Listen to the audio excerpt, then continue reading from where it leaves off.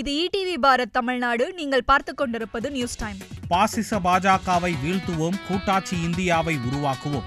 அரவிந்த் கெஜ்ரிவால் கைதை கண்டித்து டெல்லியில் நடைபெற்ற இந்தியா கூட்டணியினரின் ஆர்ப்பாட்டத்தில் முதலமைச்சர் ஸ்டாலின் காணொலி வாயிலாக பேச்சு.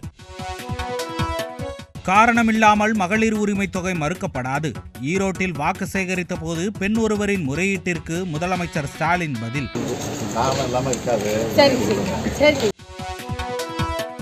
விசாரணையை எதிர்கொள்ள எப்போதுமே தயாராக உள்ளேன். ஜாஃபர் சாதிக் தொடர்புடைய போதைப்பொருள் கடத்தல் வழக்கில் நேரில் ஆஜராக என்சிபி சம்மன் அனுப்பிய நிலையில் திரைப்பட இயக்குனர் அமீர் பதில். உச்சநீதிமன்றம் ஆணையிட்டு 2 ஆண்டுகள் நிறைவடைந்த பின்னரும் வன்னியர் இடஒதுக்கீடு குறித்த ஸ்டாலினின் உத்தரவாதம் என்ன ஆனது?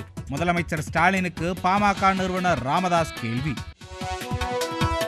புதுச்சேரி மரப்பாலம் அருகே சுவர் இடிந்து விழுந்ததில் 3 பேர் உயிரிழப்பு. வாய்க்கால் தூர்வாரும் போது பக்கவாட்டு சுவர் இடிந்து விழுந்ததில் சோகம். 2024 மக்களவைத் தேர்தலுக்கான தமிழ்நாட்டின் இறுதி வாக்காளர் பட்டியல் வெளியானது. அதிகபட்சமாக ஸ்ரீபெரும்புதூர் தொகுதியில் 23,82,119 வாக்காளர்கள் உள்ளதாக தகவல். இந்தி எதிர்ப்பு போராட்டம் குறித்து வரலாறு தெரியாமல் பிஞ்ச செருப்பு என பேசிய அண்ணாமலைக்கு கண்டனம். சிபிஐ தேர்தல் அறிக்கை வெளியிட்ட பின்பு அக்கட்சியின் மாநில செயலாளர் முத்தரசன் பேட்டி. நாடாளுமன்ற உறுப்பினராக நான் தொடரக்கூடாது என இத்தேர்தலில் போட்டியிட வாய்ப்பு கிட்டாமல் போக முயன்றவர்களுக்கும் எனது மனமார்ந்த நன்றி. காங்கிரஸில் சீட் வழங்கப்படாத நிலையில் திருச்சி எம்பி திருநாவுக்கரசர் அறிக்கை.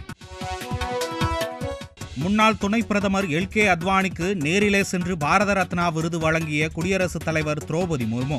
நேற்றைய தின நிகழ்வில் எம்.எஸ். சுவாமிநாதன் உள்ளிட்டோருக்கு பதிலாக அவர்களது குடும்பத்தினர் பெற்றுக்கொண்டனர். கச்சத்தீவை விட்டுக் கொடுத்தது இந்தியர்களை ஆவேசமடைய செய்துள்ளது. முன்னாள் பிரதமர்கள் நேரு, இந்திரா காந்தி ஆகியோரின் அலட்சியத்தால் தான் கச்சத்தீவு பறிபோனது எனவும் பிரதமர் மோடி எக்ஸ் தளத்தில் பதிவு. இதுபோன்ற செய்திகளை உடனுக்குடன் தெரிந்து கொள்ள இணைந்திருங்கள் ஈடிவி பாரத் தமிழ்நாடுடன்.